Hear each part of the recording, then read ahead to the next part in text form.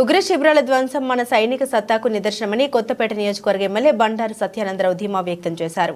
భారత సైన్యం పాకిస్తాన్కు సరైన గుణపాఠం చెప్పిందని ఆత్రేయపురం మండలం వద్దిపరు గ్రామంలో జాతీయ జెండాలతో ఎమ్మెల్యే గ్రామంలో పర్యటించారు. ఈ సందర్భంగా ఆయన మాట్లాడుతూ పహల్గాం మారణకాండకు భారత్ పాకిస్తాన్లోని ఉగ్రవాద శిబిరాలపై దాడులు జరిపి విజయవంతంగా వాటిని ధ్వంసం చేసిన తీరు భారతీయులకు గౌరవాన్ని తెచ్చిపెట్టిందని అన్నారు. ఈ ఆపత్కాల సమయంలో భారతీయులందరూ ప్రభుత్వానికి అండగా నిలబడి సైనికులకు మనోధైర్యాన్ని కల్పిద్దామని కేంద్ర రాష్ట్ర ప్రభుత్వాలు చేసిన సూచనలు ప్రతి ఒక్కరూ పాటించాలి. ప్రభుత్వ ఆదేశాలు తూచా తప్పకుండా పాటించాలని ఎమ్మెల్యే సత్యానందరావు పిలుపునిచ్చారు. కాశ్మీర్లో జరిగినటువంటి పహల్గాం ఉగ్రవాదుల దాడి నేపథ్యంలో పాకిస్తాన్ ప్రేరేపితంగా ఆ దాడి జరగడం అమానుషం, అవమానీయం. దానిపై భారతదేశం గౌరవ ప్రధానమంత్రి మోడీ గారి యొక్క నేతృత్వంలో ఉగ్రవాదుల్ని అంతం చేయడం కోసం,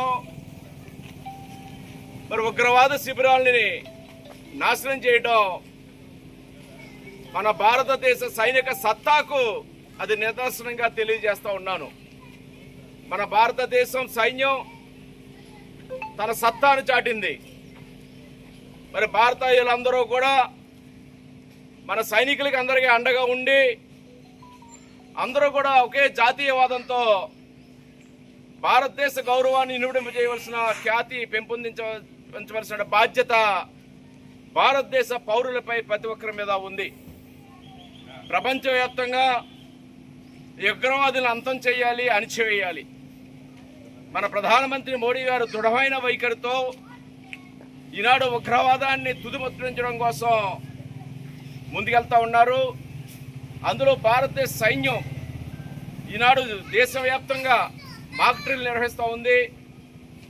వారికి మద్దతుగా, వారికి సంఘీభావంగా ఈనాడు మన వద్దిపర్రి గ్రామంలో భారతదేశ జాతీయ జెండాను ప్రదర్శిస్తూ మనందరం కూడా మన సైనికులకు అండగా ఉండడం కోసం ఈ ప్రదర్శనలో పాలు పంచుకున్నందుకు అందరికీ కూడా నా యొక్క కృతజ్ఞతలు తెలియజేసుకుంటూ, మరి భారతదేశ ప్రభుత్వం, కేంద్ర రాష్ట్ర ప్రభుత్వాలు ఈ యొక్క ఉగ్రవాదుల విషయంలో జరిగినటువంటి అమానుష సంఘటన 28 మంది అమాయకులు వారు పొట్టను పెట్టుకున్నారు.